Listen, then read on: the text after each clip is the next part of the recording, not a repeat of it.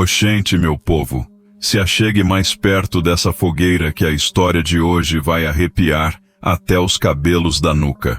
Lá nas quebradas do Sertão Bravo, onde o sol racha quenga de jumento e a poeira vermelha sobe feito alma penada, aconteceu algo que o vento ainda sussurra nas noites de lua minguada.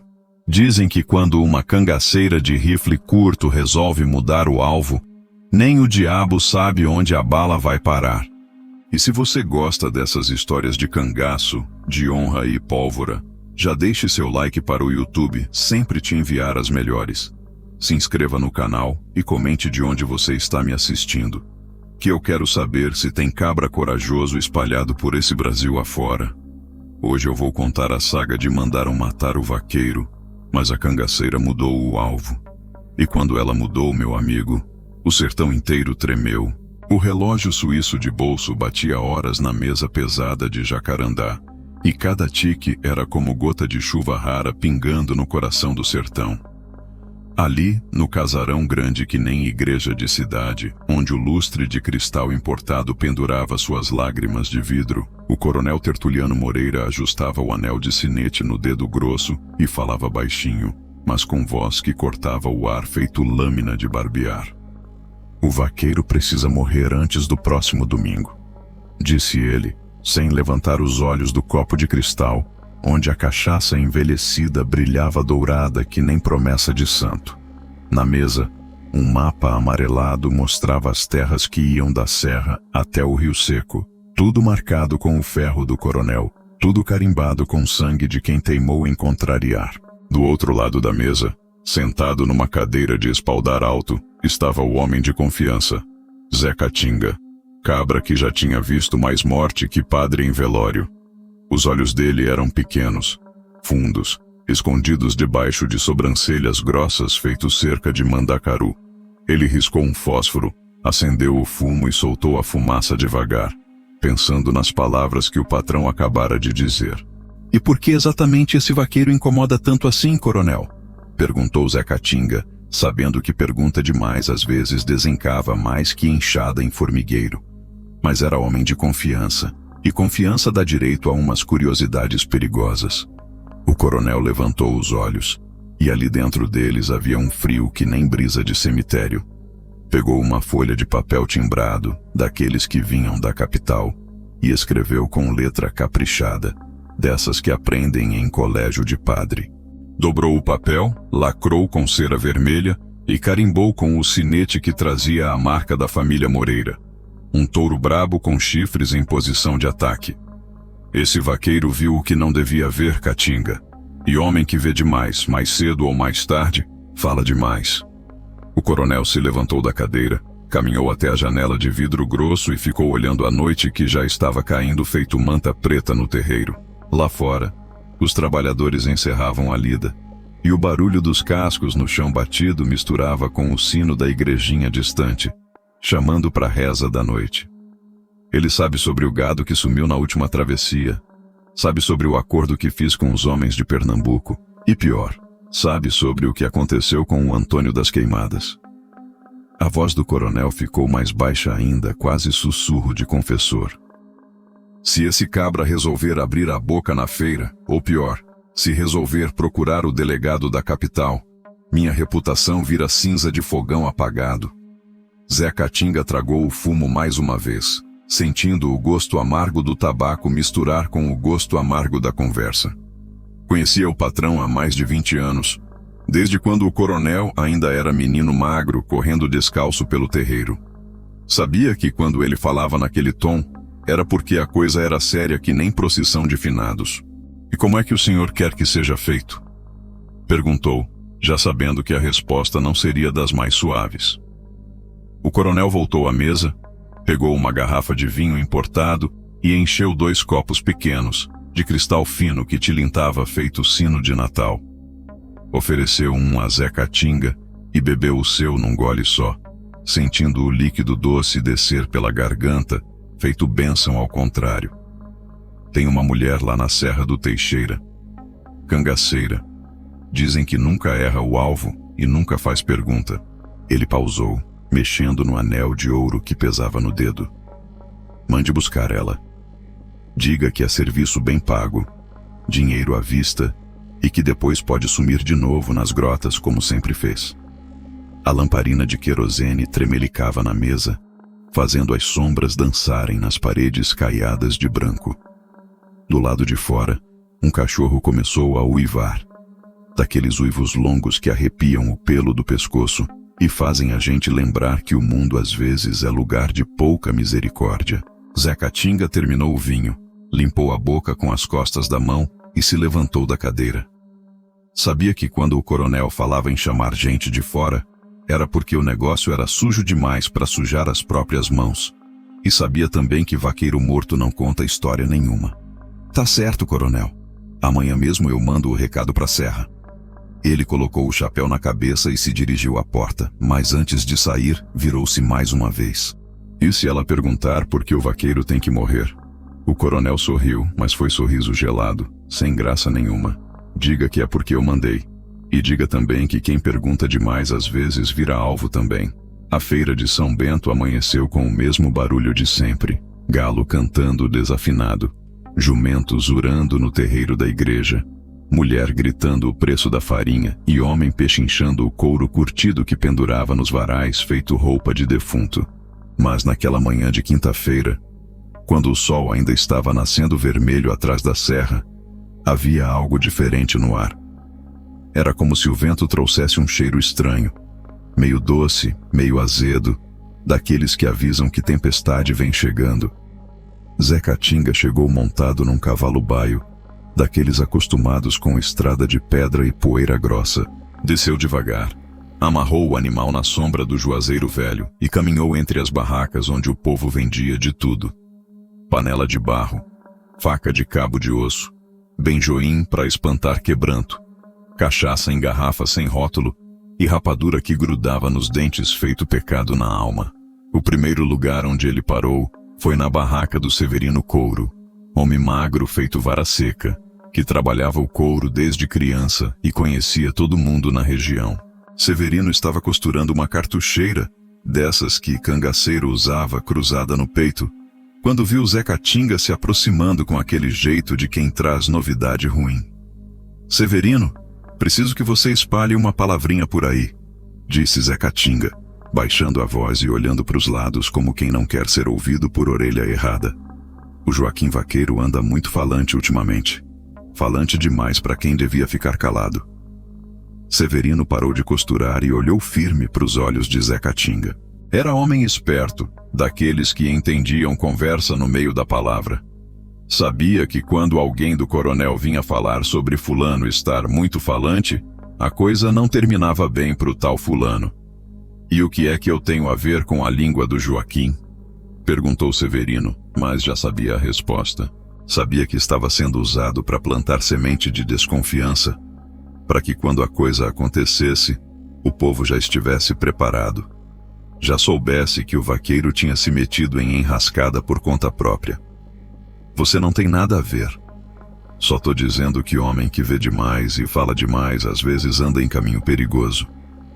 Zé Catinga tirou do bolso uma nota amarrotada, dinheiro suficiente para comprar couro para um mês de trabalho, e colocou na mão do Severino. É só para você saber, caso alguém pergunte. Severino pegou o dinheiro, mas ficou com cara de quem tinha engolido espinho de mandacaru. Conhecia o Joaquim Vaqueiro desde menino. Sabia que era homem direito, trabalhador, daqueles que não se metia em confusão de gente grande. Mas sabia também que no sertão, quando o coronel marca nome na lista negra, é melhor ficar longe, senão pode sobrar para quem está perto. Dali, Zé Catinga seguiu para a barraca da velha mocinha, mulher que vendia erva, benjoim e fazia reza contra mal-olhado. Era também a maior linguaruda da feira, mulher que sabia mais fofoca que padre sabe latim. Se tinha que espalhar notícia, ela era o caminho mais certo.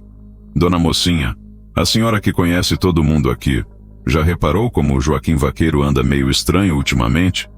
Perguntou Zé Catinga, fingindo preocupação de compadre. A velha, que estava mexendo umas folhas secas numa bacia de barro, levantou os olhos pequenos e brilhantes, feito olho de cobra. Estranho como, seu Catinga?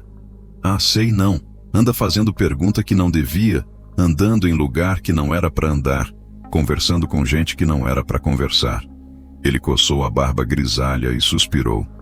Tenho medo que ele se meta numa que não consiga sair. A velha mocinha sorriu, mostrando os 2 dentes que ainda restavam na boca murcha. Já tinha entendido o recado.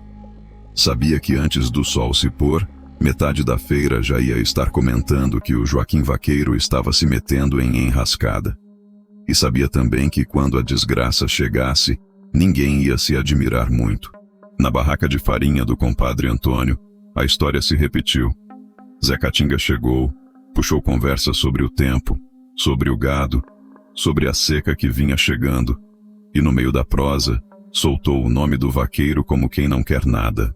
Esse Joaquim anda muito curioso sobre negócio que não é da conta dele, disse, balançando a cabeça com ar de quem estava preocupado com o destino do próximo. Homem que mete o nariz onde não deve, às vezes perde o nariz. Compadre Antônio, que pesava a farinha numa balança velha de ferro, parou o que estava fazendo e olhou para o Zé Catinga com jeito de quem tinha entendido perfeitamente o recado. É mesmo, seu Catinga? Às vezes é melhor ser surdo e mudo que muito esperto. Quando o sol estava no meio do céu, rachando quenga de jumento e esquentando a poeira da feira até ela virar brasa, o nome do Joaquim Vaqueiro já estava correndo de boca em boca, feito reza de mulher de parto. Uns diziam que ele tinha visto coisa que não devia, outros que tinha falado coisa que não podia, e tinha até quem jurasse que ele andava se metendo com os cangaceiros da serra. No fim da tarde, quando o povo começou a arrumar as tralhas para voltar para casa, a história já tinha crescido feito erva daninha depois da chuva. O vaqueiro, que nem sabia que seu nome estava sendo arrastado na lama da feira, continuava sua vida normal, tocando o gado, dormindo debaixo das estrelas, sem saber que seu destino já estava sendo escrito na poeira vermelha do sertão. E assim, antes mesmo da primeira bala ser carregada na espingarda, a morte do vaqueiro já estava sendo justificada na boca do povo. Era assim que o coronel fazia. Primeiro matava a reputação, depois matava o homem. E o povo, que sabia como a coisa funcionava, já começava a se afastar, como quem não quer ser queimado quando a casa pega fogo. Na Serra do Teixeira, onde o vento uiva entre as pedras soltas e os mandacaros crescem tortos feito oração de pecador, morava ela. Não tinha casa certa, nem endereço que aparecesse em mapa de governo. Vivia nas grotas, nas furnas, nos lugares onde só bicho brabo e alma penada se aventurava a pisar. O povo da região sabia que ela existia, mas ninguém falava abertamente. Era como falar de visagem ou de lobisomem. Melhor deixar pra lá, que algumas verdades queimam a língua de quem conta. Chamavam ela de Maria Rifle, nome que grudou feito carrapato e não saía mais. Tinha uns 20 e poucos anos. Cabelo preto que ela cortava com a própria faca. Olhos escuros feito fundo de poço seco. Era magra, mas tinha músculos duros debaixo da pele queimada de sol. Músculos de quem carrega espingarda pesada e sabe usar quando precisa. Vestia calça de home, gibão de couro batido, botina que já tinha pisado em mais sangue que padre em bênção. Naquela tarde de quinta, quando o sol começava a amarelar por trás das serras e os bem-tevis cantavam desafinado nos galhos das juremas, ela estava sentada numa pedra lisa, limpando o rifle que nunca a abandonava. Era a arma inglesa, dessas que vieram de longe e custavam mais que fazenda pequena, mas que nas mãos certas falava mais alto que grito de autoridade. O recado chegou trazido por um menino magricela, filho da comadre Zefa, que morava na descida da serra. O garoto veio correndo, ofegante, com medo estampado no rosto sardento. Maria Rifle levantou os olhos da arma e ficou olhando para o menino sem dizer palavra, esperando que ele juntasse coragem para falar. Dona Maria, tem um homem lá na venda do meu padrinho que quer falar com a senhora. Disse que é negócio bem pago. Ela terminou de passar o pano no cano do rifle, verificou se o cartucho estava no lugar certo e se levantou da pedra com um movimento felino, daqueles que não fazem barulho nem levantam poeira. Olhou para o céu que começava a escurecer e depois para o menino que tremia feito folha de embaúba no vento. Diga para ele que eu desço quando a lua nascer. E diga também que se for enganação, ele vai conhecer o barulho que essa espingarda faz quando tá com raiva. O menino saiu correndo serra abaixo, tropeçando nas pedras soltas e se segurando nos galhos dos umbuzeiros para não rolar barranco abaixo. Maria Rifle ficou parada, olhando a paisagem que conhecia feito as linhas da própria mão. Ali era seu território, seu reino de solidão e pólvora, onde ninguém mandava além dela mesma. Quando a lua apareceu redonda e branca por trás das nuvens, Maria Rifle desceu a serra com passo firme, rifle a tiracolo, cartucheira cruzada no peito e uma faca de cabo de osso enfiada na bota. Na cintura, um bornal velho onde guardava suas posses. Um terço de madeira escura que pertencera à sua avó. Uma medalha de São Miguel Arcanjo amassada de tanto pegar e uma pequena boneca de pano, única lembrança da infância que o destino não conseguiu arrancar dela. A venda do compadre Zé do Pato ficava no pé da serra. Uma casinha de taipa com telhado de palha e uma lamparina de querosene que fazia sombras dançarem nas paredes caiadas. Quando ela chegou, havia um homem sentado numa mesa de madeira tosca, bebendo cachaça numa caneca de folha de Flandres. Era Zé Catinga, e ela o reconheceu pelas histórias que corria. Homem do coronel, braço direito do mando, daqueles que faziam o trabalho sujo sem pestanejar. "Você é a Maria Rifle?" perguntou ele sem levantar os olhos da caneca. "Quem quer saber é você ou quem te mandou?" respondeu ela, a voz rouca de quem pouco fala e muito observa. Zé Catinga sorriu, mas foi sorriso amarelo, sem alegria. Tirou do bolso da camisa um papel dobrado e lacrado com cera vermelha e colocou na mesa entre eles. "É serviço. Serviço bem pago, com dinheiro à vista e sem pergunta depois." Maria Rifle se sentou na cadeira em frente, mas não tirou a mão do cabo da faca. Pegou o papel, quebrou o lacre e leu em silêncio. A carta era curta, escrita com letra caprichada. "O vaqueiro Joaquim precisa morrer antes do próximo domingo. Pagamento, 50 mil réis de ouro. Sem pergunta, sem testemunha, sem rastro." "E por que esse vaqueiro tem que morrer?" perguntou ela, dobrando o papel e guardando no gibão. Zé Catinga bebeu um gole da cachaça e limpou a boca com as costas da mão. "Porque meu patrão mandou, e quando ele manda é porque tem motivo." "Motivo dele ou motivo justo?" A pergunta cortou o ar feito chicote, e por um momento o silêncio pesou entre eles como pedra de moinho. Zé Catinga sabia que estava lidando com mulher que não engolia qualquer lorota, mulher que mesmo vivendo fora da lei, tinha código próprio e não matava por mata. "O vaqueiro sabe de coisa que pode prejudicar muita gente honesta." Mentiu ele, sabendo que estava mentindo, mas esperando que a mentira passasse. "É melhor para todo mundo que ele fique calado para sempre." Maria Rifle ficou olhando fixo para os olhos dele, como quem estava lendo a alma por trás das palavras.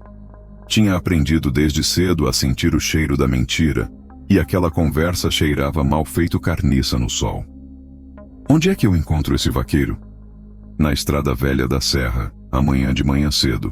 Ele sempre passa por lá quando vai levar o gado pro açude." Zé Catinga tirou do bolso uma carteira de couro e contou 50 moedas de ouro sobre a mesa. O metal brilhava à luz da lamparina, pesado e tentador. Era dinheiro suficiente para viver sem trabalhar por 2 anos. Dinheiro que podia mudar a vida de qualquer um. Maria Rifle olhou para o ouro, depois para o homem, e finalmente para o rifle que descansava a seu lado. Sabia que quando aceitasse aquele serviço, não haveria volta.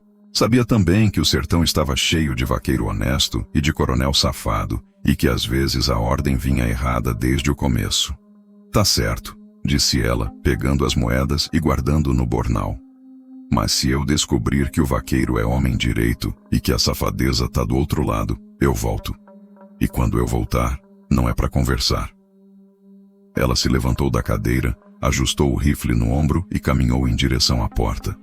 Antes de sair, virou-se uma última vez. "E você pode dizer para o seu patrão que Maria Rifle cumpre o combinado. Mas cumpre também a justiça, quando a justiça pede passagem." E sumiu na escuridão da noite, deixando para trás só o eco das botinas no chão de terra batida e a promessa de que no dia seguinte, na estrada velha da serra, o destino ia mostrar suas cartas. A furna onde Maria Rifle passava as noites ficava escondida entre duas pedras grandes, numa grota que só ela conhecia o caminho. Ali dentro, o silêncio era pesado, feito manta de inverno, quebrado apenas pelo pingo d'água que caía de uma fenda no teto de pedra e pelo crepitar da lamparina de querosene que ela acendera assim que chegara. Sentada no chão de terra batida, com as pernas cruzadas feito índio em ritual, ela espalhou suas posses numa manta velha de algodão cru. O rifle inglês ficou do lado direito, reluzente à luz amarelada da lamparina. Do lado esquerdo, a cartucheira de couro curtido, pesada de balas que ela mesma carregava com pólvora e chumbo grosso. No meio, o bornal com os objetos que carregava desde criança, o terço de madeira escura, a medalha amassada do São Miguel e a bonequinha de pano que sua mãe fizera antes de partir para não voltar nunca mais. Com movimentos lentos e precisos, ela começou a limpar cada peça da espingarda. Primeiro o cano, passando um pano embebido em óleo de mamona até a superfície ficar lisa feito espelho d'água. Depois o gatilho, testando a pressão, sentindo o clique seco que anunciava morte certa. Os cartuchos foram examinados um por um, pesados na palma da mão, balançados perto do ouvido para ter certeza de que a pólvora estava seca e bem distribuída. Enquanto fazia a limpeza, sua mente voltava sempre para a mesma pergunta. Que tipo de homem era esse vaqueiro que merecia morrer antes do domingo chegar? Tinha aprendido, nos seus anos de vida errante, que coronel raramente mandava matar sem motivo. Mas tinha aprendido também que o motivo do coronel nem sempre era motivo justo. Lembrou-se do Chico Bento, vaqueiro que ela matara 2 anos antes na Serra de Quixadá. O homem tinha estuprado a filha de um compadre e depois tentado queimar a evidência junto com a menina. Quando ela puxou o gatilho naquela manhã fria, não sentiu peso na consciência. O chumbo encontrou o coração do safado e o mundo ficou um pouco mais limpo. Lembrou-se também do João Carranca, capanga de fazendeiro que espancava a trabalhadora até a morte por prazer puro. Quando a bala dela achou a testa do desgraçado, até os passarinhos pareceram cantar mais alegre naquele dia. Mas havia também o Zé do Carmo, que ela matara por engano, acreditando numa mentira contada por homem rico, que queria se livrar de testemunha inconveniente. Quando descobriu a verdade, 2 semanas depois, chorou 3 dias e 3 noites, e desde então carregava o peso daquele erro como cruz nas costas. Por isso, naquela noite, enquanto preparava a arma e as cartucheiras, uma dúvida roía por dentro feito bicho de pé. O ouro pesado no bornal falava alto. 50 mil réis era a fortuna que podia mudar destino. Mas a voz da consciência, aquela vozinha fina que sua avó sempre dizia para escutar, sussurrava baixinho que algo não estava cheirando bem naquela história. Pegou a faca de cabo de osso e testou o fio na ponta do dedo. Uma gota de sangue vermelho brotou, pequena feito lágrima de santo. Lambeu o dedo, sentindo o gosto de ferro na língua, e guardou a lâmina na bainha de couro. Do bornal, tirou o terço e passou as contas entre os dedos calejados, rezando baixinho a oração que aprendera de criança. São Miguel Arcanjo, defendei-nos no combate, sede nosso refúgio contra as maldades e ciladas do demônio. A reza saía automática, mas o coração estava inquieto feito pássaro em gaiola pequena. Quando terminou de preparar tudo, apagou a lamparina e se deitou na manta, usando o bornal como travesseiro. Lá fora, o vento uivava entre as pedras, e de vez em quando se ouvia o grito distante de uma coruja, pássaro que o povo dizia ser mensageiro dos mortos. Fechou os olhos, mas o sono não veio fácil. Na escuridão da furna, pensou no vaqueiro que encontraria pela manhã. Seria homem direito ou safado, inocente ou culpado. A dúvida pesava mais que a espingarda, e pela primeira vez em muito tempo, Maria Rifle dormiu inquieta, sonhando com olhos de homem que ela ainda não conhecia, mas que talvez tivesse que matar antes do sol se pôr. Joaquim Vaqueiro acordou antes do galo cantar, como sempre fizera desde menino. O céu ainda estava escuro, feito boca de lobo, pontilhado de estrelas que piscavam como olhos de santo olhando do alto. Levantou-se do catre de couro onde dormia no quarto pequeno da casa de taipa, calçou as alpercatas remendadas e saiu para o terreiro onde o gado o esperava, ruminando quieto debaixo do juazeiro grande. Era homem simples, de poucas palavras e muita lida. Tinha 42 anos, cabelos já grisalhos nas têmporas, mãos calejadas de tanto pegar em ferro quente e rosto queimado de sol que rachava a terra. Vestia calça de brim pardo, camisa de algodão cru e o chapéu de couro batido que seu pai lhe deixara de herança, junto com o conhecimento sobre gado e a honestidade que não se comprava com ouro. Naquela manhã de sexta-feira, enquanto ordenha a vaca malhada e separava o leite para o queijo, Joaquim estava pensativo. Fazia 3 semanas que presenciara algo na fazenda do coronel Tertuliano. Algo que lhe tirava o sono e apertava o peito feito nó de enforcado. Tinha ido levar um recado da dona Marta, mulher do compadre dele, sobre o batizado da netinha. Era começo da noite e ele resolveu tomar o atalho que passava por trás da casa grande, para não incomodar com visita em hora ruim. Foi quando viu pela janela da sala o coronel conversando com 3 homens que ele não conhecia. Homens mal encarados, de roupa escura e chapéu puxado para baixo, jeito de quem andava armado e perigoso.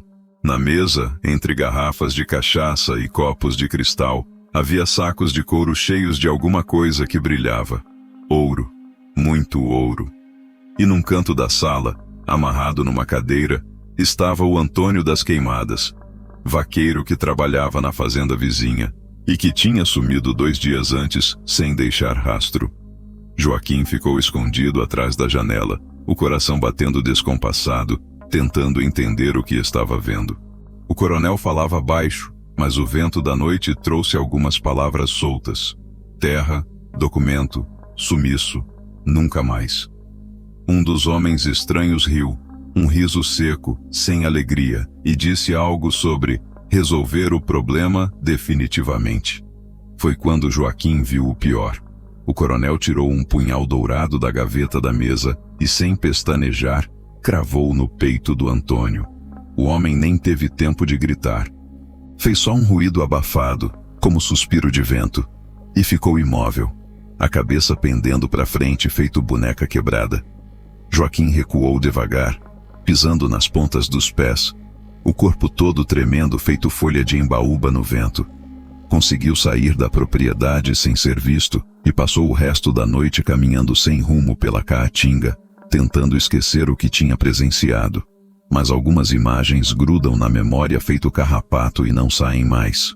Nos dias que se seguiram, o coronel espalhou que o Antônio tinha fugido com dinheiro roubado, que era homem sem vergonha que abandonara a família para viver vida fácil noutra cidade. O povo acreditou, porque era mais fácil acreditar que desconfiar do homem mais poderoso da região. Mas Joaquim sabia a verdade. Sabia que o Antônio das Queimadas estava morto e enterrado. Sabia que fora assassinado por causa de algo relacionado à terra e a documentos. Sabia que aqueles homens estranhos eram capangas contratados para resolver problemas que o coronel não queria resolver com as próprias mãos. O peso desse conhecimento era como pedra no peito. Durante 3 semanas tentou viver normal, cuidar do gado, fazer suas obrigações, fingir que não tinha visto nada. Mas a verdade fervilhava por dentro como panela no fogo, pedindo para sair, pedindo justiça.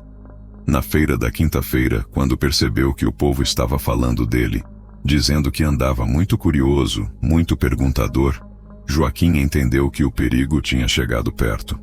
Conhecia o coronel há anos. Sabia que era homem que não deixava testemunha viva quando o negócio era sério. Por isso, naquela manhã, enquanto preparava o gado para levar para o açude, Joaquim tomou uma decisão que vinha amadurecendo há dias. Dentro do gibão, guardou uma carta que escrevera na noite anterior, com letra caprichada que aprendera na escola da igreja. Na carta contava tudo o que tinha visto, todos os detalhes, todos os nomes. Era sua garantia de vida, seu seguro contra a morte. Se algo acontecesse com ele, a carta chegaria às mãos do delegado da capital. O coronel sabia disso, porque Joaquim tinha mandado avisar por meio do menino do compadre João. Era jogo perigoso, mas era o único jogo que um vaqueiro pobre podia jogar contra um coronel rico. Montou no cavalo tordilho, ajustou o chapéu na cabeça e tocou o pequeno rebanho em direção ao açude. O sol estava nascendo vermelho atrás da serra, pintando o céu com cores de sangue, e o vento trazia um cheiro estranho, como se a própria natureza pressentisse que aquele não seria um dia comum. Na estrada velha da serra, onde as pedras soltas faziam barulho debaixo dos cascos dos animais, Joaquim Vaqueiro ia ao encontro de seu destino, sem saber que uma mulher armada já estava à sua espera, com ordem para matá-lo antes do domingo chegar. A estrada velha da serra era ferida antiga na terra, sulco aberto pelos cascos de jumento e pelas rodas dos carros de boi que por ali passaram durante gerações. Serpenteava entre pedras grandes e mandacaros retorcidos, subindo e descendo conforme o capricho da geografia, até se perder na distância azulada onde a caatinga encontrava o céu. Naquela manhã de sexta-feira, quando o sol ainda estava baixo e a poeira ainda não tinha começado a subir, Maria Rifle chegou ao local que escolhera para a emboscada. Era um trecho reto da estrada, cercado de ambos os lados por pedras grandes que ofereciam um esconderijo perfeito. Dali, ela podia ver quem vinha de longe e atirar sem ser vista, como fantasma que mata e desaparece. Acomodou-se atrás de uma laje de granito, apoiou o rifle numa fenda da pedra e ajustou a mira. A distância até o meio da estrada era de uns 50 metros, tiro fácil para quem tinha mão firme e olho certeiro. Verificou novamente os cartuchos, sentiu o peso da arma nos braços e se preparou para esperar. O silêncio da manhã era pesado, quebrado apenas pelo canto distante dos bentevis e pelo zunido dos mosquitos que rondavam as flores secas dos mandacaros. De vez em quando, uma lagartinha corria entre as pedras, ou um preá atravessava rapidinho a estrada, sumindo na caatinga do outro lado. Maria Rifle sabia esperar. Tinha aprendido que paciência era virtude fundamental para quem vivia da morte alheia.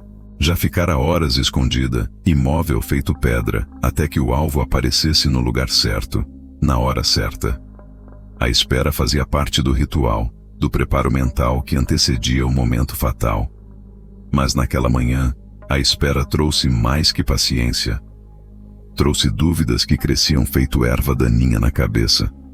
Quanto mais pensava na conversa da noite anterior, no jeito evasivo do Zé Catinga, na pressa em aceitar o serviço sem fazer pergunta, mais desconfiada ficava. 50 mil réis era pagamento alto demais para a morte de vaqueiro simples. Coronel só pagava tanto assim quando o problema era grande. Foi quando ouviu o barulho distante, mugido de gado, cascos batendo na pedra, voz de homem falando baixo com os animais. O som vinha da direção esperada, descendo a serra em direção ao açude. Maria Rifle ajustou a posição, colocou o olho na mira e esperou. O primeiro que apareceu foi um boi malhado, grande e manso, seguido por mais uns 20 cabeças de gado que caminhavam devagar, parando de vez em quando para ruminar ou para beber um pouco d'água numa poça rasa que restara da última chuva. Atrás do rebanho, montado num cavalo tordilho, vinha ele.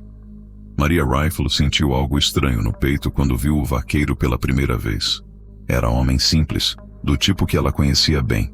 Chapéu de couro gasto, roupa remendada, mas limpa, jeito de quem trabalhava duro e dormia em paz. Não tinha cara de safado, nem de assassino, nem de ladrão. Tinha cara de gente boa, daqueles que ajudavam o próximo sem pedir nada em troca. Joaquim Vaqueiro não desconfiava de nada. Vinha tocando o gado devagar, assobiando baixinho uma cantiga que aprendera com o pai, olhando o céu que prometia dia quente. O rifle apontado para ele estava invisível entre as pedras, e a morte que se aproximava não fazia barulho nem levantava poeira. Maria Rifle colocou o dedo no gatilho, respirou fundo e mirou o peito do homem. Era tiro certo, distância perfeita, ângulo ideal. Um aperto no gatilho e tudo estaria terminado. O vaqueiro cairia do cavalo, o gado se dispersaria, e ela sumiria na caatinga antes que alguém aparecesse para ver o estrago. Mas algo a fez hesitar. Talvez fosse o jeito tranquilo com que ele conduzia os animais, ou o cuidado com que evitava que pisassem nas plantas pequenas que cresciam na beira da estrada. Talvez fosse a cantiga baixinha que ele assobiava, ou o jeito carinhoso com que falava com o cavalo. Havia bondade naquele homem, bondade que ela reconhecia porque já fora boa também, antes que a vida a obrigasse a se tornar outra coisa. O dedo no gatilho começou a tremer. Maria Rifle fechou os olhos, respirou fundo mais uma vez e tentou se concentrar no pagamento, nos 50 mil réis que poderiam mudar sua vida. Mas quando abriu os olhos e olhou novamente através da mira, viu algo que a fez baixar a arma. Joaquim Vaqueiro tinha parado o cavalo e estava olhando diretamente na direção onde ela estava escondida. Não com medo ou desconfiança, mas com curiosidade simples, como quem tinha notado algo diferente na paisagem. Seus olhos eram claros, honestos, do tipo que não sabiam mentir nem fazer maldade. "Sei que tem alguém aí nas pedras", disse ele, a voz calma, sem pressa. "Se é pessoa de bem, pode aparecer. Se não é, é melhor seguir seu caminho, que eu não tenho nada que valha a pena roubar." Maria Rifle sentiu o coração disparar. Nunca um alvo tinha percebido sua presença antes. Nunca ninguém tinha falado diretamente com ela no momento da emboscada. Ficou imóvel, esperando que ele seguisse viagem, que a esquecesse e continuasse seu caminho rumo ao açude. Mas Joaquim não se mexeu. Continuou parado, olhando na direção das pedras, esperando. Havia algo na postura dele, na tranquilidade com que enfrentava o desconhecido, que desarrumou por completo os planos dela.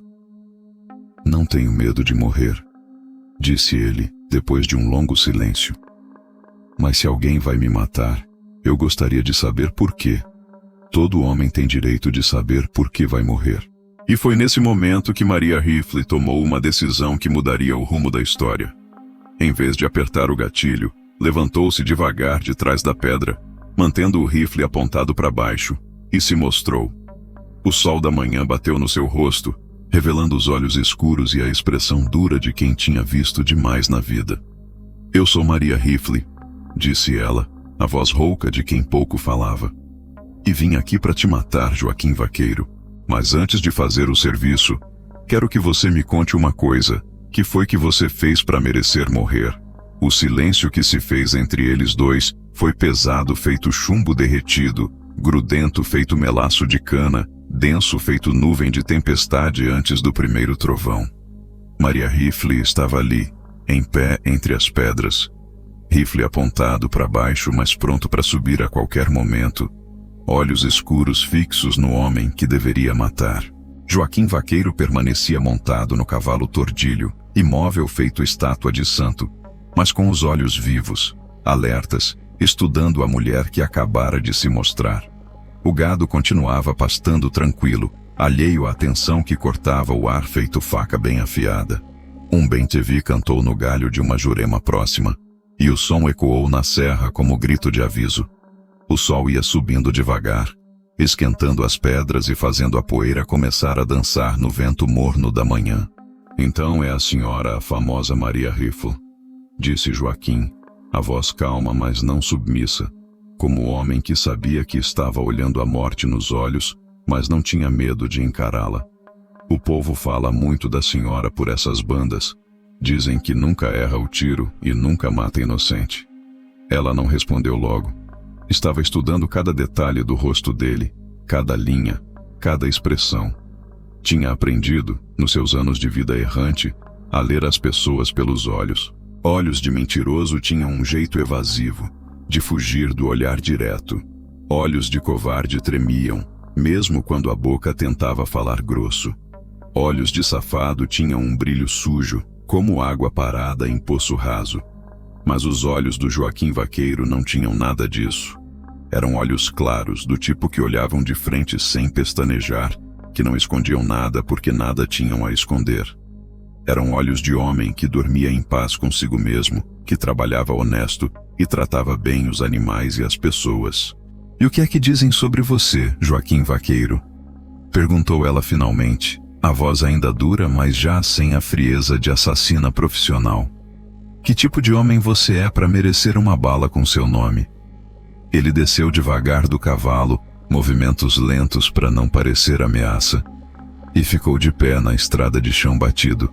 Tirou o chapéu de couro da cabeça, limpou o suor da testa com as costas da mão e suspirou fundo antes de responder. Sou vaqueiro, Dona Maria. Trabalho honesto desde que me conheço por gente. Nunca roubei um tostão que não fosse meu. Nunca levantei a mão para mulher nem criança.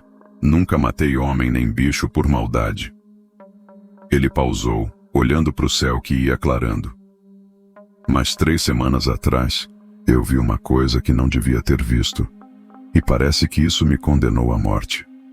Maria Rifle sentiu algo se mexer no peito, como se um nó apertado começasse a se afrouxar. Havia verdade na voz dele, verdade que ela reconhecia porque já tinha ouvido mentira suficiente para saber a diferença.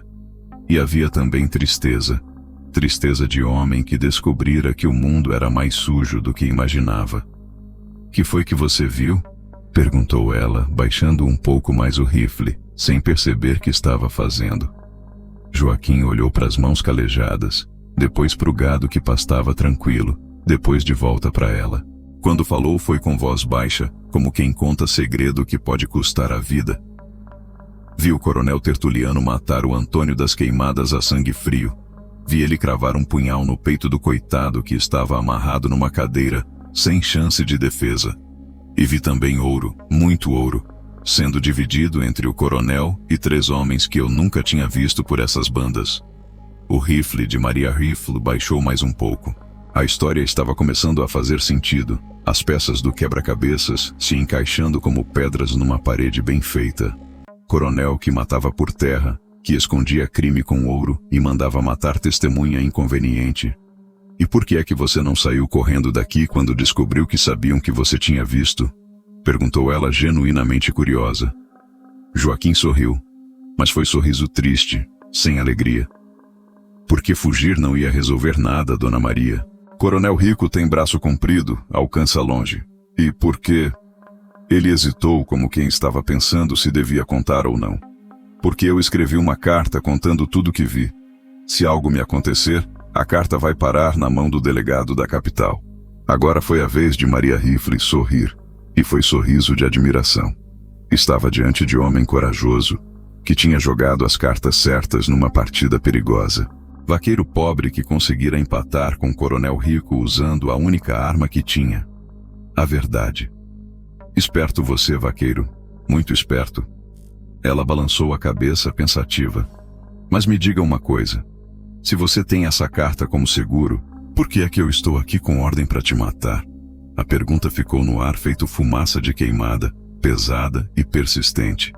Joaquim coçou a barba rala e olhou fixo para os olhos dela. Porque talvez o coronel tenha pensado que vale a pena correr o risco. Ou talvez ele tenha um jeito de fazer a carta desaparecer junto comigo. Ele pausou, estudando a expressão dela. Ou talvez ele tenha contado uma mentira tão boa que até a senhora acreditou. Foi como se ele tivesse acertado um tiro certeiro no orgulho dela. Maria Rifle sentiu a raiva subir feito maré de ressaca. Raiva de si mesma por ter sido enganada. Raiva do Zé Catinga por ter mentido. Raiva do coronel por ter usado ela como ferramenta de crime. Que mentira foi que ele contou? Perguntou, a voz agora cortante feito navalha. Não sei, Dona Maria, mas aposto que não foi a verdade. Aposto que não disse que quer me matar porque eu vi ele cometer assassinato para roubar terra de viúva pobre. E foi nesse momento que Maria Rifle soube, com certeza absoluta, que estava no lado errado da história. O homem ali na sua frente não era criminoso que merecia morrer. Era testemunha que incomodava. Era homem honesto que tinha visto demais, e agora pagava o preço da própria honestidade.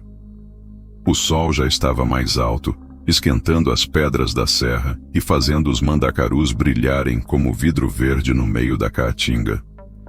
Maria Rifle sentou-se numa pedra lisa, colocou o rifle ao lado e fez sinal para Joaquim se aproximar. Não era mais caçadora e presa. Eram 2 pessoas conversando no meio do sertão, dividindo verdades que pesavam feito carga de burro. Conte tudo desde o começo, disse ela. a voz já sem dureza. Quero saber exatamente o que você viu, como viu, e por que tem tanta certeza do que está falando. Joaquim amarrou o cavalo numa jurema próxima, verificou se o gado estava tranquilo e se sentou numa pedra em frente a ela.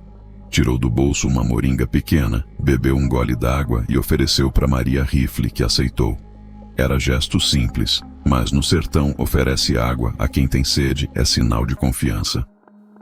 Foi numa quinta-feira, 3 semanas atrás, começou Joaquim, olhando para longe como quem estava revivendo a cena. Eu tinha ido levar um recado para Casa Grande, sobre o batizado da netinha do compadre. Era começo da noite, e eu resolvi tomar o atalho que passa por trás da casa para não incomodar. Ele pausou, pegou um graveto seco e começou a riscar desenhos na terra, como quem precisava ocupar as mãos para conseguir falar. Foi quando eu vi, pela janela da sala, o coronel conversando com 3 homens que eu nunca tinha visto. Homens de cara feia, vestidos de preto, jeito de quem andava armado. Na mesa tinha sacos de couro cheios de ouro, muito ouro, brilhando à luz da lamparina. Maria Rifle escutava em silêncio, mas por dentro estava fervendo feito panela esquecida no fogo. Conhecia bem o tipo de homem que Joaquim estava descrevendo. Capangas profissionais, matadores de aluguel, gente que resolvia problema de rico com pólvora e chumbo. E o Antônio das Queimadas estava lá? Perguntou ela. Estava. Amarrado numa cadeira, no canto da sala, com mordaça na boca e os olhos arregalados de medo. Joaquim engoliu seco, como se ainda pudesse sentir o gosto amargo daquela noite. O coronel estava falando baixo, mas o vento trouxe algumas palavras. Terra, documento, herança, sumiço, e os homens de preto concordando, dizendo que ia ser resolvido sem deixar rastro. Ele se levantou da pedra, caminhou alguns passos e voltou. Estava inquieto, como animal enjaulado, revivendo o horror daquela descoberta. Foi quando aconteceu a pior parte. O coronel tirou da gaveta um punhal dourado, daqueles cravejados de pedra preciosa, e sem pestanejar, sem palavra nenhuma, cravou no peito do Antônio. A voz dele ficou rouca, carregada de emoção. O homem nem teve tempo de gritar. Fez só um ruído, como suspiro, e morreu ali mesmo. Maria Rifle fechou os punhos. Já tinha visto morte suficiente na vida. Tinha causado morte suficiente também, mas sempre por motivo que ela julgava justo. Assassinato a sangue frio, de homem amarrado e indefeso, era covardia que lhe dava nojo. E depois? O que aconteceu depois? Os homens de preto riram. Riram, Dona Maria. Como se matar homem inocente fosse graça de festa junina. Um deles disse que o corpo ia sumir sem deixar rastro, e o coronel respondeu que a versão oficial seria que o Antônio tinha fugido com dinheiro roubado. Joaquim voltou a se sentar, mas agora estava tremendo, não de medo, mas de raiva contida. Eu fiquei ali escondido até eles saírem carregando o corpo numa lona. Depois passei a noite inteira caminhando pela caatinga, tentando entender o que tinha visto, tentando decidir o que fazer. Ele olhou direto para os olhos dela. No outro dia, o coronel já estava espalhando que o Antônio era ladrão, que tinha sumido com dinheiro da fazenda. E o povo acreditou, porque era mais fácil acreditar que desconfiar. Mas você sabia que era mentira. Eu sabia. E o coronel sabia que eu sabia. Por isso, 3 dias depois, ele mandou o Zé Catinga vir me sondar, fazer pergunta, ver se eu ia falar alguma coisa. Foi quando eu resolvi escrever a carta. Maria Rifle estava juntando as peças da história, e o quebra-cabeças ia tomando forma. O coronel Tertuliano matara o Antônio das Queimadas por causa de terra, provavelmente herança de viúva ou documentos que provavam propriedade. Usara capangas profissionais para fazer o serviço sujo e criar a versão mentirosa para encobrir o crime. E a terra? De quem era a terra que estava em disputa?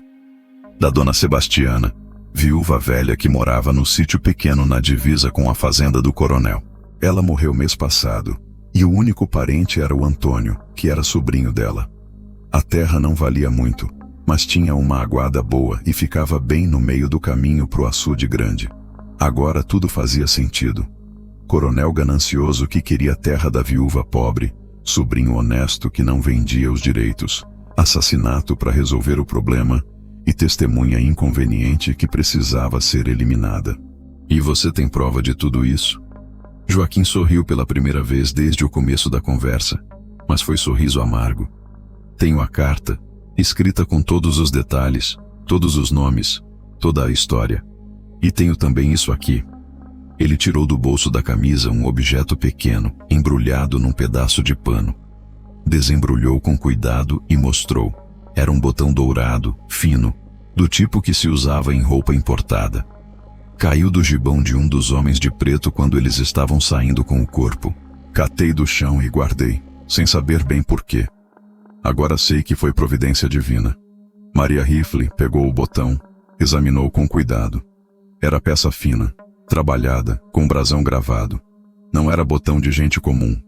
Era botão de gente rica, ou de capanga que trabalhava para gente rica. Joaquim Vaqueiro, disse ela devolvendo o botão. Você é homem mais corajoso do que eu pensava. E eu sou a mulher mais besta deste sertão todo. Por que a senhora diz isso? Porque eu vim aqui para matar o homem errado.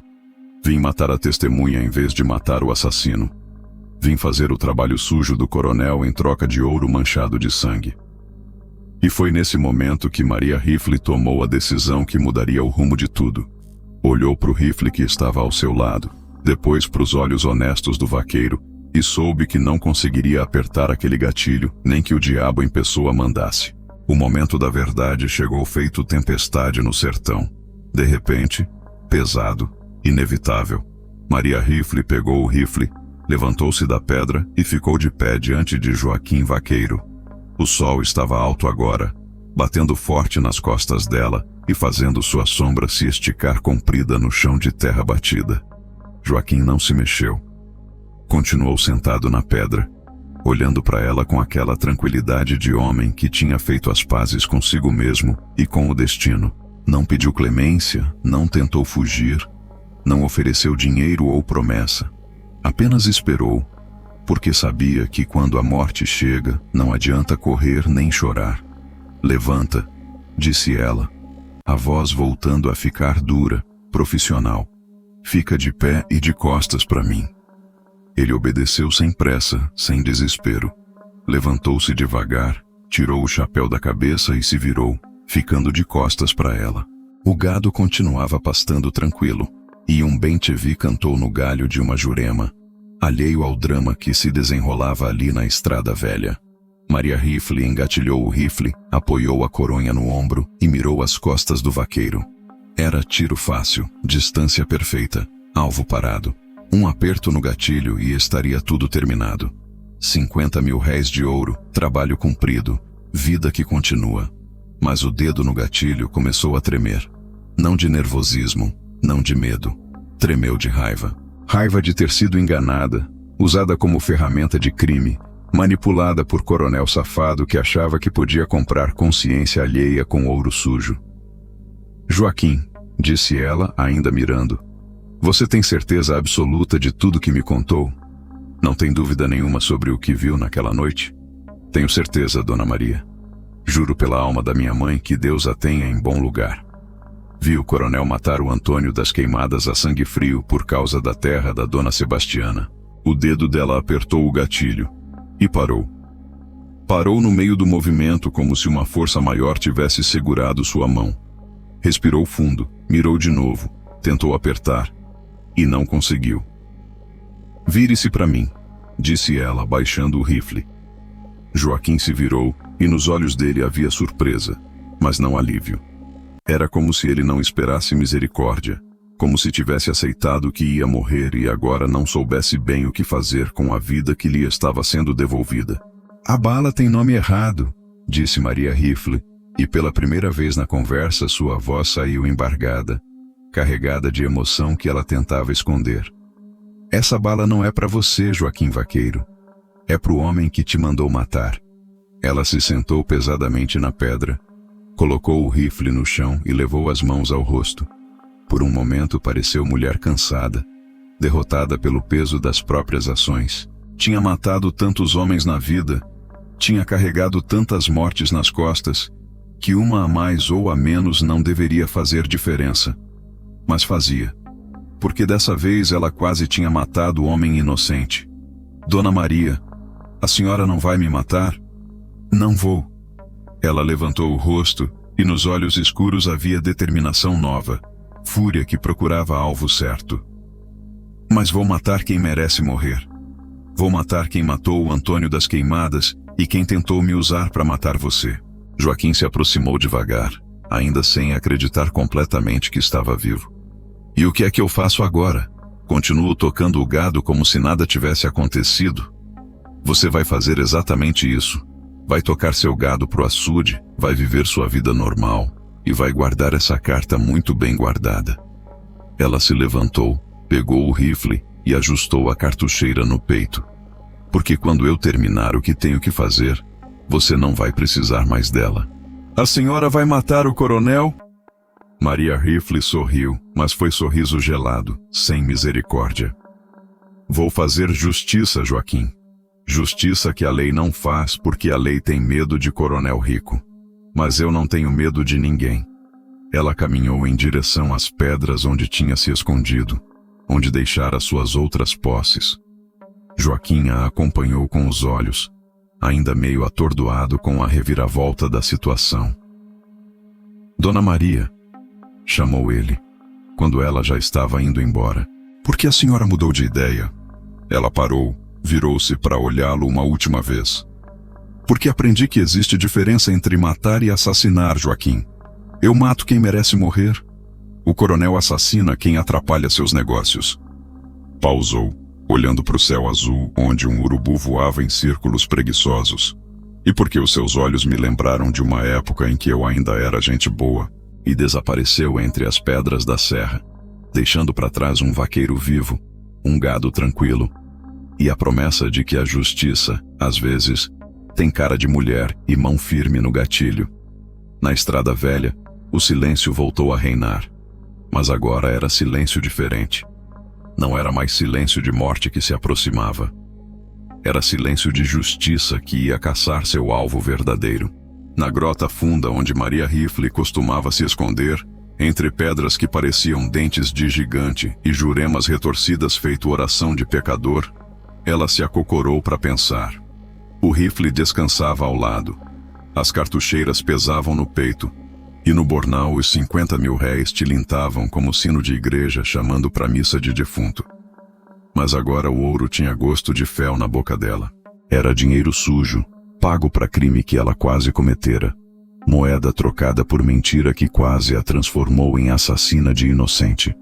Pegou as moedas uma por uma, sentiu o peso de cada uma, o brilho dourado que escondia sangue do Antônio das Queimadas, e quase bebera o sangue do Joaquim Vaqueiro. Coronel safado, murmurou para si mesma, a voz rouca de raiva contida. Pensou que podia me usar feito ferramenta, feito facão para cortar onde ele mandasse. O vento soprava entre as pedras, trazendo cheiro de caatinga seca e o som distante de um carcará gritando no alto da serra. Era como se a própria natureza estivesse inquieta, pressentindo que a justiça ia mudar de rumo e que sangue novo ia regar a terra ressecada. Maria Rifle se levantou, caminhou até uma pedra lisa e se sentou de frente para o poente. O sol já estava descendo, pintando o céu com cores de fogo, vermelho que nem sangue, alaranjado que nem brasa viva. Era hora de decidir. Hora de escolher entre fugir com o ouro sujo ou ficar e fazer o que tinha que ser feito. Pensou no Joaquim Vaqueiro, nos olhos honestos dele, no jeito tranquilo com que enfrentara a morte. Homem direito, trabalhador, que só queria viver em paz e cuidar do seu gado. Não merecia morrer por ter visto o que viu. Não merecia pagar com a vida por ser testemunha de crime alheio. Pensou no Antônio das Queimadas, morto a sangue frio por querer defender a terra da tia. Homem que ela nunca conhecera, mas que morrera por ser honesto, por não vender o que não era para vender, por não se curvar diante do poder do coronel. E pensou no coronel Tertuliano Moreira, sentado na sua sala de luxo, bebendo vinho importado em copo de cristal, achando que podia comprar qualquer consciência e resolver qualquer problema com ouro e bala. Homem que matava de longe, que mandava matar sem sujar as próprias mãos, que se escondia atrás do poder e da riqueza para cometer barbaridade. Foi quando ela soube, com certeza que nem nascimento do sol, que o alvo tinha mudado. Não ia mais matar o vaqueiro inocente. Ia matar o coronel culpado. Ia fazer justiça que a lei não fazia. Ia cobrar conta que ninguém tinha coragem de cobrar. Pegou o bornal. Tirou de dentro o terço de madeira escura que pertencera à sua avó. Era mulher sábia, a velha, que sempre dizia que Deus ajudava quem ajudava os outros e que os poderosos da terra iam prestar conta no céu. Passou as contas entre os dedos, rezando baixinho a oração que aprendera de criança. São Miguel Arcanjo, defendei-nos no combate. Sede nosso refúgio contra as maldades e ciladas do demônio. Humildemente vos pedimos. Mandai-o, ó príncipe da milícia celeste, e pelo divino poder, precipitai no inferno Satanás e os outros espíritos malignos que andam pelo mundo para perder as almas. Quando terminou a reza, guardou o terço e pegou a medalha amassada do São Miguel. Beijou a imagem do santo guerreiro, pedindo proteção e força para fazer o que precisava ser feito. Não era vingança que movia ela agora. Era justiça. Justiça que tinha cara de mulher e mão firme no gatilho. Contou as moedas de ouro mais uma vez e tomou decisão que surpreendeu até ela mesma. Guardou só 10 moedas no bornal, suficiente para viver alguns meses sem trabalhar. O resto, 40 mil réis, embrulhou num pano e escondeu numa fenda da pedra. Se conseguisse fazer justiça e sair viva, voltaria para buscar. Se morresse na tentativa, que ficasse ali como oferenda para os urubus. O coronel tinha usado ela para tentar matar inocente. Agora, ela ia usar as próprias armas dele contra ele mesmo. Ia ser ironia do destino. O ouro que deveria pagar a morte do vaqueiro ia ser usado para planejar a morte de quem mandou matar. Verificou o rifle uma última vez, contou os cartuchos, ajustou as cartucheiras e se preparou para descer da serra. Já tinha escurecido e a lua nova ainda não tinha nascido. Era noite perfeita para movimento de quem não queria ser visto. Noite de sombra e silêncio que escondia até fantasma. Antes de partir, olhou mais uma vez para a serra que tinha sido sua casa nos últimos anos. Ali, ela tinha se escondido, tinha sobrevivido, tinha se transformado de moça perdida em mulher temida. Mas agora era hora de deixar o esconderijo e ir buscar justiça na terra dos homens. Coronel Tertuliano, disse para o vento da noite, a voz carregada de promessa mortal. Você encomendou morte e vai receber morte. Só que não vai ser a morte que você pensou. E desceu a serra na escuridão, pisando firme como quem sabia exatamente onde ia e o que ia fazer quando chegasse lá. A vila de São Bento dormia feito criança no colo da mãe, quando Maria Rifle chegou pela estrada de terra batida, pisando devagar para não fazer barulho nem levantar poeira. Era hora pequena da madrugada, quando só os cachorros vira-lata e as almas penadas andam pelas ruas.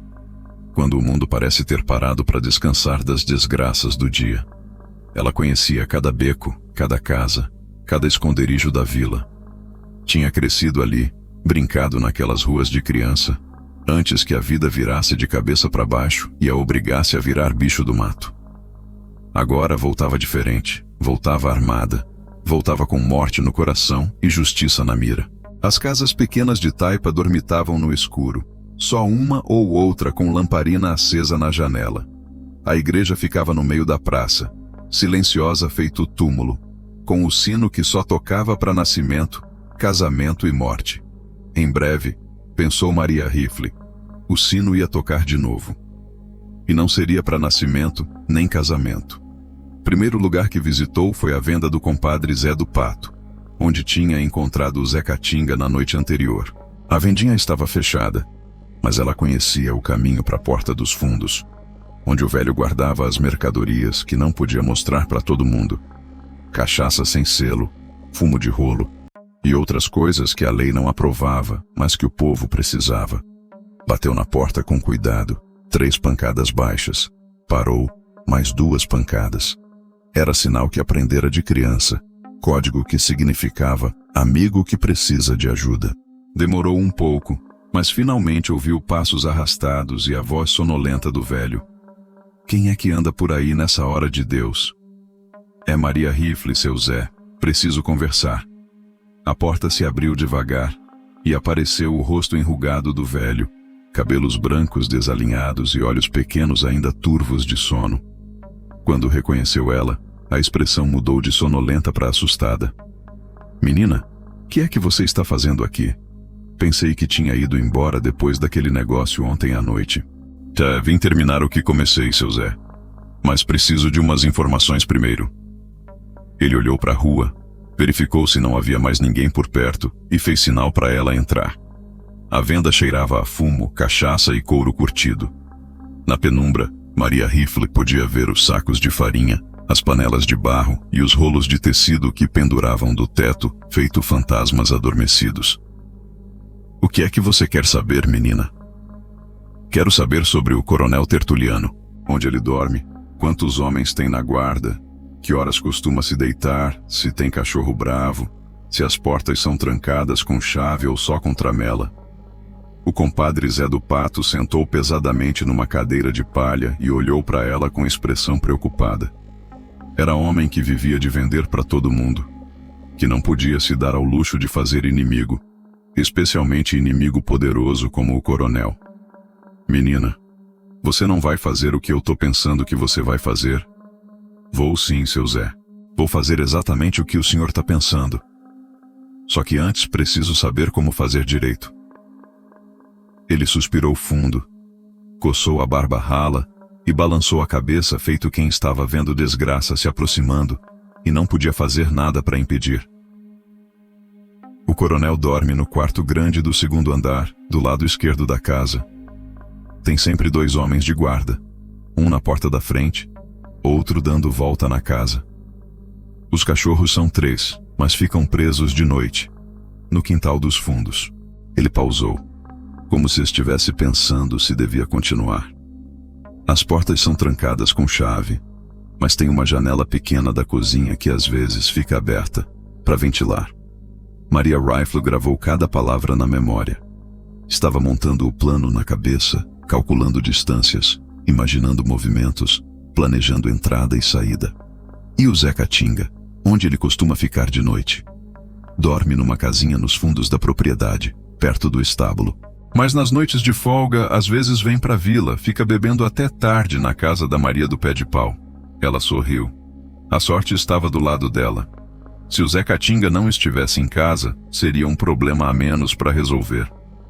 Seu Zé, vou deixar uma coisa aqui guardada. Se eu não voltar até amanhã de tarde para buscar, o senhor pode ficar com tudo. Tirou do bornal um embrulho de pano e entregou ao velho. Dentro estavam 5.000 réis em moedas de prata, suficiente para o compadre Zé do Pato viver folgado por um ano inteiro. Menina, eu não posso aceitar. Pode sim. É para pagar as informações e para garantir que se alguém perguntar, o senhor não viu nada, não ouviu nada, não sabe de nada. O velho pegou o embrulho, pesou na mão e olhou para ela com mistura de admiração e medo. Maria Rifle, você tem certeza do que está fazendo? O coronel é homem poderoso, tem muito amigo, muito protetor. Se você matar ele, vão vir atrás de você com tudo. Seu Zé, disse ela, ajustando o rifle no ombro, já vem gente atrás de mim faz tempo. Uma pessoa a mais ou a menos não vai fazer diferença, mas dormir em paz com a consciência limpa, isso vai fazer diferença sim. Saiu pela porta dos fundos, deixando o velho com o embrulho na mão e a preocupação estampada no rosto. Na rua escura, caminhou devagar em direção ao casarão do coronel, que ficava na parte alta da vila, cercado de muros altos e jardins cuidados. Era hora de reconhecer o terreno, de estudar o alvo, de planejar a aproximação. O coronel Tertuliano dormia tranquilo, achando que tinha resolvido seu problema contratando Maria Rifle para matar o vaqueiro. Não fazia ideia de que o problema tinha dobrado de tamanho e vinha caminhando na sua direção com rifle carregado e sede de justiça. A casa grande do coronel Tertuliano se erguia na colina como palácio mal assombrado, toda branca de cal nova, com janelas de vidro grosso e alpendre largo sustentado por colunas de pedra. Era a construção que desentoava do resto da vila, rica demais, grande demais, como se quisesse gritar para o mundo inteiro que ali morava homem importante, homem que mandava mais que delegado e vigário juntos. Maria Riffle se escondeu atrás do muro de pedra que cercava a propriedade, agachada entre as roseiras plantadas pela afinada mulher do coronel, que morrera de desgosto 2 anos antes. Dali podia ver toda a frente da casa, a entrada principal com suas portas pesadas de madeira entalhada e a varanda do segundo andar onde ficava o quarto do dono. Passava das 2 da madrugada, a vila inteira dormia e mesmo na casa grande só havia 2 janelas com luz fraca de lamparina. Uma era a do quarto do coronel, onde provavelmente ele lia seus jornais da capital antes de dormir. A outra era da cozinha, onde alguma criada preparava o café para servir de manhã cedo. Ficou observando por tempo comprido, mapeando cada movimento, cada sombra, cada possibilidade. Viu o guarda da porta da frente fazer sua ronda, homem magro de espingarda velha, que caminhava de um lado para o outro com passo cansado de quem estava ali mais por obrigação que por vigilância verdadeira. Viu também o segundo guarda, que dava a volta na casa a cada 15 minutos, sempre pelo mesmo caminho, sempre com a mesma pressa de quem queria terminar logo o serviço. Os cachorros latiam de vez em quando nos fundos da casa, mas era latido preguiçoso, de bicho acostumado com a rotina da noite. Não eram cães de guerra, eram bichos de estimação que faziam barulho mais por costume que por real vigilância. A janela da cozinha estava entreaberta, exatamente como o compadre Zé do Pato tinha falado. Era a abertura pequena, mas suficiente para a pessoa magra passar, especialmente se fosse pessoa acostumada a se espremer em lugar apertado. E Maria Riffle tinha aprendido, nos seus anos de vida errante, a se fazer pequena quando necessário. Quando a luz da cozinha se apagou e a criada foi dormir, ela sabia que era hora de agir. O guarda da frente tinha acabado de fazer sua volta e não voltaria tão cedo. O guarda que rondava a casa estava do outro lado, verificando o portão dos fundos. Era o momento perfeito, a brecha que o destino oferecia para quem sabia esperar. Saltou o muro com agilidade de gato, aterrissou sem barulho no jardim perfumado de jasmim e correu agachada até a parede da casa. A janela da cozinha ficava a uns 2 metros do chão, altura que ela alcançaria facilmente se conseguisse algo para se apoiar. Encontrou um barril de madeira encostado na parede, provavelmente usado para guardar água da chuva. Subiu nele com cuidado, testando se aguentava seu peso, e esticou o braço para alcançar a janela. Os dedos tocaram no batente de madeira, encontraram a fresta que permitia a entrada. Foi trabalho de formiga, devagar e com cuidado. Empurrou a janela um pouco mais, o suficiente para passar a cabeça, depois os ombros, depois o corpo inteiro. Estava dentro da cozinha, no território do inimigo, no coração da casa onde dormia o homem que mandara matá-la por engano. A cozinha cheirava a lenha queimada e comida temperada. No fogão de barro ainda havia brasas mornas da janta, e na mesa grande de madeira tosca estavam espalhados os pratos e panelas que seriam usados no café da manhã. Era ambiente doméstico, comum, que contrastava com a maldade do dono da casa. Tirou as botinas e caminhou de meias pelas lajes frias do chão, o rifle nas mãos, pronta para qualquer surpresa. Conhecia plantas de casa grande porque já tinha trabalhado numa quando era criança, antes que a vida virasse de cabeça para baixo. Sabia que a escada ficava no corredor principal, e que o corredor principal ficava logo depois da sala de estar. Passou pela despensa, onde sacos de farinha e carne seca penduravam do teto feito fantasmas adormecidos. Passou pela sala de jantar, onde a mesa comprida de jacarandá brilhava à luz fraca que entrava pelas janelas. Passou pela sala de estar, onde as poltronas de couro importado dormitavam em silêncio. Foi quando chegou ao pé da escada que parou para escutar. Lá em cima, alguém roncava. Ronco alto, pesado, de homem que bebia demais e comia demais, de homem que dormia em paz porque achava que tinha resolvido todos os seus problemas. Maria Riffle sorriu na escuridão. Era sorriso gelado, sem misericórdia. O coronel Tertuliano roncava tranquilo, sem saber que a morte tinha entrado na sua casa de meias e rifle carregado, sem saber que a justiça subia devagar os degraus de madeira encerada, sem saber que seus sonhos de grandeza iam terminar antes do galo cantar. Subiu a escada um degrau de cada vez, testando cada tábua para ter certeza de que não fazia barulho. A cada passo, o ronco ficava mais alto, mais próximo. Era som que guiava ela até o alvo, como farol guiando o navegante em noite de tempestade. No alto da escada, parou mais uma vez. O corredor se estendia para ambos os lados, com portas fechadas que levavam aos quartos da casa. Mas ela sabia qual era o quarto certo. O ronco vinha da porta do lado esquerdo, exatamente onde o compadre Zé do Pato tinha dito que o coronel dormia.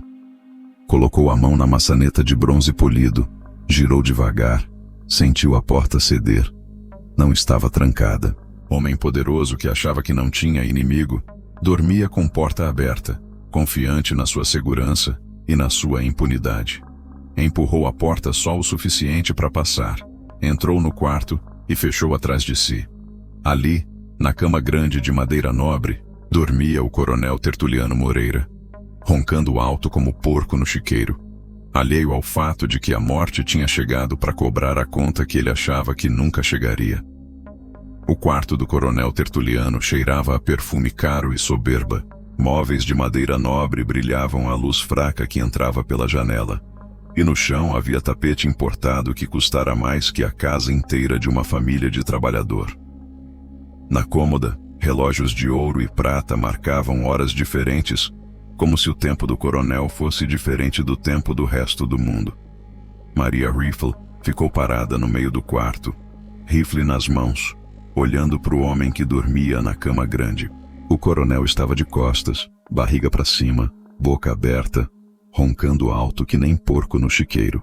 Usava camisola de seda branca, daquelas que só rico usava, e no dedo gordo reluziam 2 anéis de ouro maciço. Por um momento, ela hesitou. Não por piedade, não por medo, mas porque havia algo de covarde em matar homem dormindo. Algo que ia contra o código de honra que ela mesma tinha criado. Sempre matara de frente, sempre dera chance para o alvo se defender, sempre olhara nos olhos de quem ia morrer. Mas depois lembrou do Antônio das Queimadas, amarrado numa cadeira, sem chance de defesa, morto a sangue frio por esse mesmo homem que agora dormia tranquilo. Lembrou do Joaquim Vaqueiro, que quase morrera por ser testemunha de crime alheio. E a hesitação passou feito nuvem no céu de verão. Aproximou-se da cama devagar, o rifle pronto, e tocou no ombro do coronel com o cano da arma. Acorde, coronel. Acorde que chegou a hora de prestar conta. Tertuliano abriu os olhos devagar, ainda zonzo de sono e de cachaça. A princípio não entendeu o que estava acontecendo. Achou que fosse sonho ruim ou pesadelo de quem comia demais antes de dormir. Mas quando viu Maria Rifle ali, de pé ao lado da cama, rifle apontado para sua cabeça, a realidade caiu sobre ele feito tijolo no pé. Maria Rifle, o que é que você está fazendo aqui? Perguntou, a voz engasgada de medo e surpresa. Você não era para ter matado o vaqueiro? Era. Mas mudei de ideia. Ela sorriu, mas foi sorriso gelado, sem misericórdia. Descobri que você me contou mentira, coronel. Descobri que quem merece morrer não é o Joaquim Vaqueiro. Tertuliano tentou se sentar na cama, mas o cano do rifle encostou na sua testa, gelado feito ferro de marcar gado. E ele ficou imóvel. O suor começou a escorrer pelo rosto gordo, e as mãos tremiam feito folha de embaúba no vento. Eu paguei você direitinho. Paguei 50 mil réis como combinado. Por que é que você não fez o serviço? Porque conversei com o vaqueiro antes de matá-lo. E ele me contou uma história interessante, coronel. História sobre um homem chamado Antônio das Queimadas, que morreu amarrado numa cadeira, sem chance de defesa. O rosto do coronel mudou de cor. Ficou branco feito cera de vela. Sabia que estava perdido. Sabia que a mentira tinha sido descoberta. Sabia que a morte tinha vindo cobrar a conta que ele achava que nunca chegaria. Você não pode me matar assim. Sou homem importante. Tenho amigos poderosos, tenho família. O Antônio das Queimadas também tinha família, coronel. E você matou ele mesmo assim. A voz dela estava calma, mas carregada de uma frieza que gelava o sangue. E ia mandar me matar depois, não ia? Para não deixar testemunha viva. Tertuliano tentou negar, mas a mentira não saiu da boca. Sabia que ela sabia. Sabia que não adiantava fingir inocência quando a culpa estava estampada na cara. Por favor, eu posso pagar mais. Posso pagar 100 mil réis, 200, o que você quiser. Coronel, disse Maria Rifle, e na voz dela havia desprezo que cortava mais fundo que faca. Tem coisa neste mundo que dinheiro não compra. E justiça é uma delas. Foi quando ele tentou gritar, chamar os guardas, pedir socorro. Mas a coronha do rifle bateu na boca dele antes que o grito saísse, quebrando 2 dentes e enchendo a boca de sangue. O barulho foi abafado, surdo, insuficiente para acordar quem dormia nos outros quartos. Nada de gritaria, coronel. Isso aqui é entre eu e você. Entre a justiça e a safadeza. Ela encostou o cano do rifle no peito dele, bem no coração. Agora você vai morrer como o Antônio morreu. Sem gritaria, sem alarde. Só com o peso da própria consciência. Eu tenho família, tenho filhos pequenos. O Antônio também tinha. E você não pensou nisso quando cravou o punhal no peito dele. Tertuliano fechou os olhos, sabendo que não havia mais saída. Sussurrou uma oração atropelada, pedindo perdão para o santo que nunca tinha respeitado, implorando misericórdia para a alma que nunca tinha tido misericórdia de ninguém. Abre os olhos, coronel. Homem que mata tem que olhar para a morte quando ela chega. Ele abriu os olhos, e neles havia medo, muito medo, mas também resignação de quem sabia que a conta tinha chegado e não havia como não pagar. O tiro saiu seco, abafado pelo travesseiro que ela colocou sobre o rifle. O coronel Tertuliano Moreira morreu no instante, sem dor, sem sofrimento prolongado, mas também sem a honra que ele nunca merecera. Morreu na sua cama de seda, cercado de luxo conquistado com sangue alheio, pagando finalmente o preço da própria maldade. Maria Rifle ficou parada por um momento olhando para o corpo imóvel. Não sentiu prazer, não sentiu vingança cumprida. Sentiu apenas o vazio de quem tinha feito o que precisava ser feito, como quem matava cobra venenosa para proteger criança pequena. Guardou o rifle, ajustou as cartucheiras e caminhou em direção à porta. Era hora de ir embora, de sumir na escuridão da noite, de deixar para trás mais um capítulo de uma história que nunca terminava. Mas antes de sair, voltou à cômoda e pegou um dos anéis de ouro do dedo morto do coronel. Não por ganância, não por roubo, por símbolo, por lembrança de que a justiça, às vezes, usa anel de ouro ensanguentado para lembrar que conta sempre chega, não importa quanto tempo demore. O galo cantou 3 vezes antes do sol nascer, como se soubesse que aquela não seria manhã comum na vila de São Bento. O céu estava mais vermelho que o normal, tingido de cores que lembravam sangue e fogo, e o vento soprava diferente, carregando cheiros estranhos e presságios que só os mais velhos sabiam interpretar. Foi a criada da cozinha quem deu o primeiro grito. Joana, mulher simples que trabalhava na casa grande desde criança, subira para levar o café da manhã para o coronel e encontrara a porta do quarto aberta e a cama vazia de vida. O grito dela ecoou pela casa inteira, agudo feito canto de carcará, acordando todo mundo que ainda dormia. Os guardas vieram correndo, espingardas na mão, pensando que fosse ataque de cangaceiro ou invasão de inimigo. Mas quando chegaram no quarto, encontraram só o coronel Tertuliano deitado na cama, olhos abertos fitando o teto, um furo pequeno no peito e sangue seco na camisola de seda. "Mataram o coronel!" gritou um dos guardas, e o grito se espalhou pela casa, depois pelo terreiro, depois pela vila inteira, correndo de boca em boca feito fogo em palha seca. Em menos de 1 hora, a notícia tinha chegado até a feira, até a igreja, até as casas mais distantes da vila. O coronel Tertuliano Moreira, homem mais poderoso da região, tinha sido morto na própria cama, no próprio quarto, cercado de segurança e proteção. Na venda do compadre Zé do Pato, O povo se juntou para comentar a desgraça. Uns diziam que tinha sido vingança de família que o coronel prejudicara. Outros falavam em cangaceiro que vinha de longe para acertar conta antiga. Tinha até quem jurasse ter visto alma penada rondando a casa grande na noite anterior. Esse homem tinha muito inimigo, disse a velha mocinha, mexendo as ervas secas na bacia de barro. Quando a gente planta maldade, é maldade que colhe. Pois é, concordou Severino Couro, parando de costurar a cartucheira. Mas quem foi que teve coragem de entrar na casa dele e fazer o serviço? Ninguém sabia responder. Ninguém tinha visto nada, ouvido nada, desconfiado de nada. Era como se o coronel tivesse morrido por vontade de Deus ou por maldição de santo. Mas o compadre Zé do Pato sabia. E calado ficou, porque tinha palavra empenhada e dinheiro no bolso que garantia seu silêncio. Quando alguém perguntava se ele sabia de alguma coisa, apenas balançava a cabeça e mudava de assunto. Na estrada velha da serra, Joaquim Vaqueiro tocava seu gado em direção ao açude, quando ouviu a notícia de um viajante que passava. Parou o cavalo, ouviu em silêncio, e depois sorriu pela primeira vez em 3 semanas. Era sorriso de alívio, de homem que tinha escapado da morte e visto a justiça ser feita. "Obrigado, Dona Maria", murmurou pro vento, sabendo que ela não estava mais por ali para ouvir, mas sabendo também que algumas palavras chegam ao destino mesmo quando ditas pro ar. Naquela mesma tarde, Joaquim juntou suas poucas posses, vendeu o gado pro vizinho e partiu da região. Levava na bagagem a carta que escrevera contando toda a verdade, mas agora não precisava mais dela. A justiça já tinha sido feita e ele podia começar vida nova em lugar onde ninguém conhecia sua história. O delegado da capital chegou 3 dias depois, trazendo uns homens da força pública para investigar o crime. Fizeram perguntas, mexeram em papéis, procuraram pistas, mas não encontraram nada.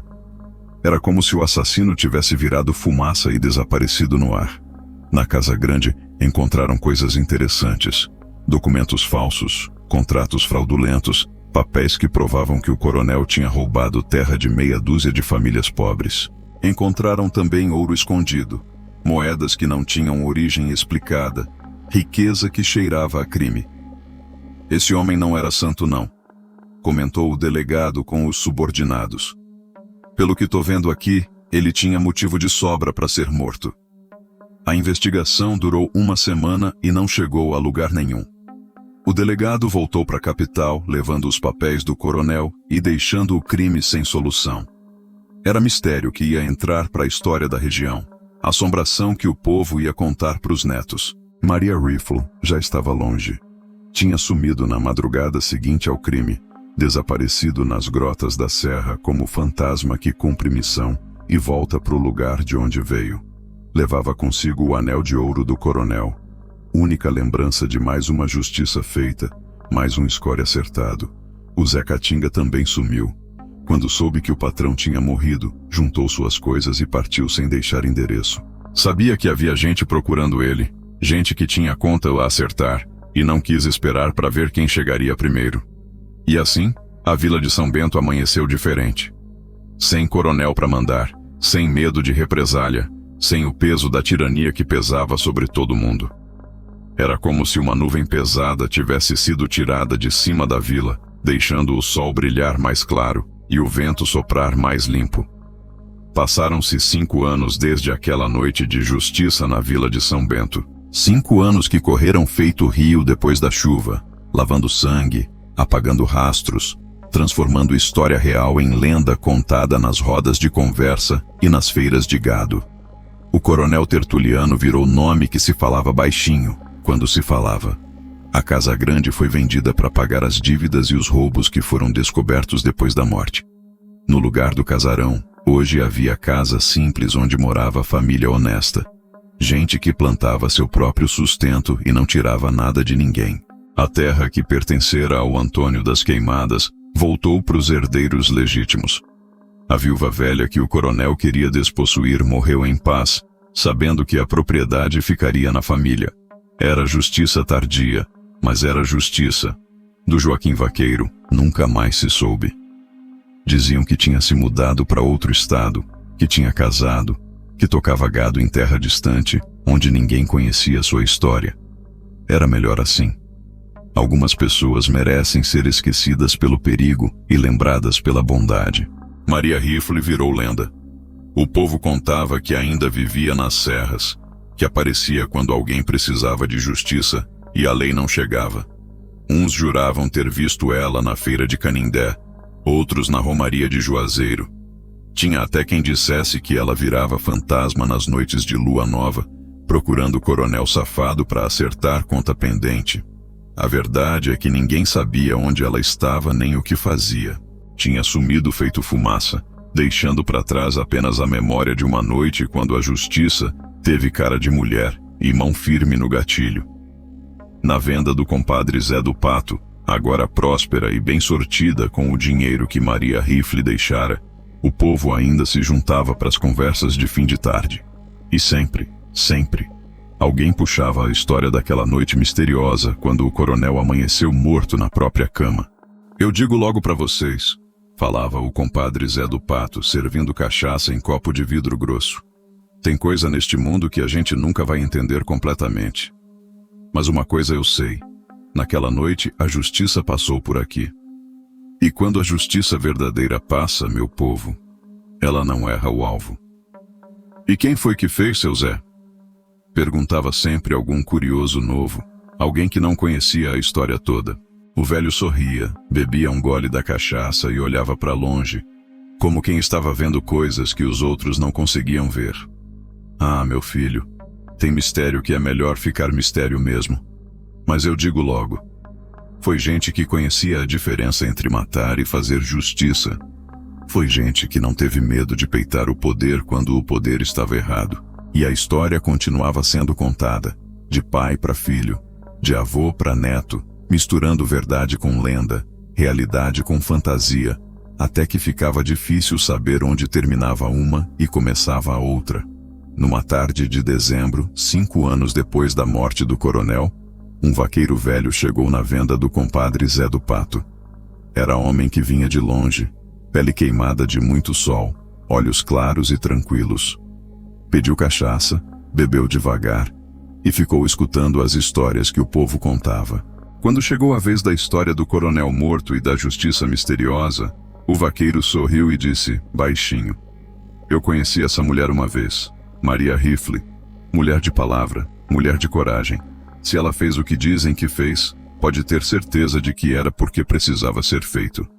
O povo ficou curioso, perguntando como ele conhecia a cangaceira, onde tinha encontrado ela, se sabia onde ela estava agora. Mas o vaqueiro terminou a cachaça, pagou a conta e partiu, deixando só o eco das palavras e a certeza de que algumas histórias são maiores que as pessoas que as vivem. Era o Joaquim Vaqueiro, que voltara para se despedir da terra onde quase morrera, e onde aprendera que justiça, às vezes, tem cara de mulher armada e coração que não se compra com ouro. E assim, meu povo, termina a história de quando uma cangaceira mudou o alvo e fez justiça no sertão brabo. História que o vento ainda conta nas noites de lua minguada, quando as almas dos justos e dos injustos se encontram no meio da caatinga para ajustar as contas do passado. Quem morreu não calou. Virou memória viva no coração do povo. Virou lenda que ensina que a justiça, por mais que demore, sempre chega. E quando chega, meu amigo, não pergunta se é rico ou pobre, poderoso ou fraco. Apenas cobra o que tem que ser cobrado, no tempo certo, com as armas certas. Dizem que até hoje, quando o vento sopra forte na Serra do Teixeira, ainda se ouve o eco de uma espingarda que não errou o alvo, e a voz de uma mulher que soube escolher quem merecia viver e quem devia morrer. Essa é a lenda que permanece, a história que não morre, a justiça que ecoa para as gerações futuras. Tudo isso perdura aqui, no rastro da pólvora.